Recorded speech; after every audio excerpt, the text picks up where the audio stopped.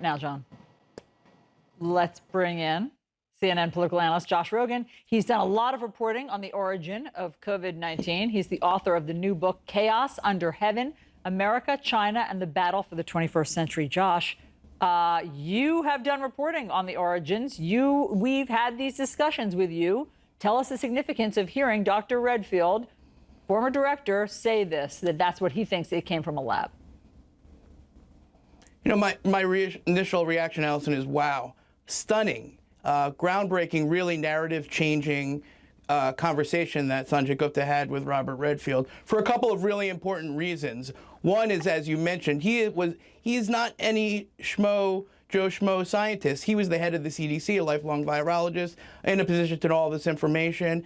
And he's making two very shocking allegations. One is that the virus started in September or October, according to his opinion, which implies that the Chinese government hid it for several months.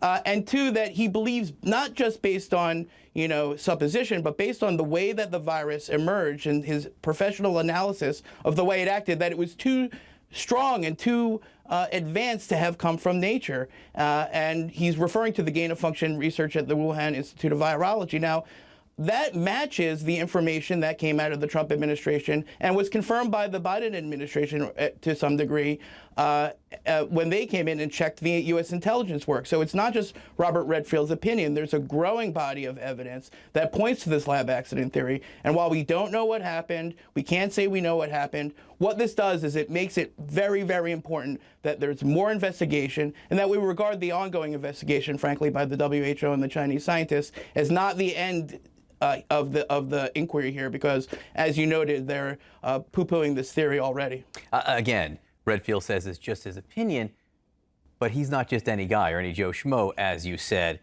Don't we, at this point, need to see the evidence? Don't we need to see how this opinion of his, and then the claims made by the Trump administration and verified to an extent by the Biden administration? We need to see the evidence of all this.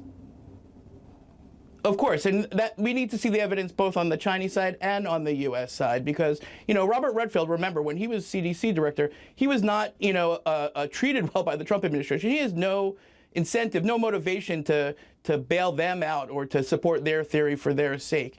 He's doing this because this is what he really believes, and it's based on what he saw when he was inside the government. So the easiest thing to do is for the Biden administration is to release publicly the intelligence that they have, but the only real way to crack this is for the Chinese government to hand over the data of the early cases, all of the things that were in the lab. Now, what they say is that, oh, well, the lab didn't have the virus, so that's that. But what Robert Redfield is saying is that we can't take that at face value. So we're going to need an independent investigation and a lot more transparency on the Chinese side. But the Biden administration can also be more transparent as well. But even if there's an independent investigation, would China be inclined to hand over whatever documentation they have about what they were doing in the lab, number one? And number two, why doesn't the WHO seem to be on the same page with Dr. Redfield? Right. Well, on your first question, the Chinese government has had over a year to hand over that data, and they've done quite the opposite. They've hid the data. There are allegations that they've manipulated the data. They jailed the journalists. They silenced the scientists. So that's a pattern of obfuscation and cover-up that's pretty much undeniable at this point.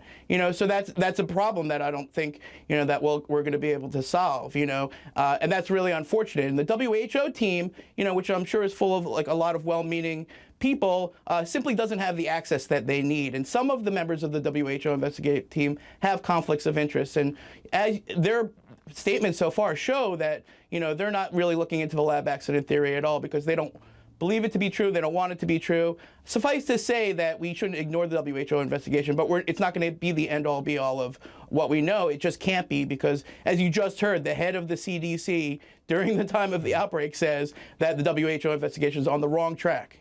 Josh Rogin, so good to get your reporting and expertise into this. Can't wait for the special. Well, it's going to be an amazing special. Thank you very much, Josh. Don't miss this unprecedented event with Dr. Sanjay Gupta when the medical leaders of the war on COVID break their silence.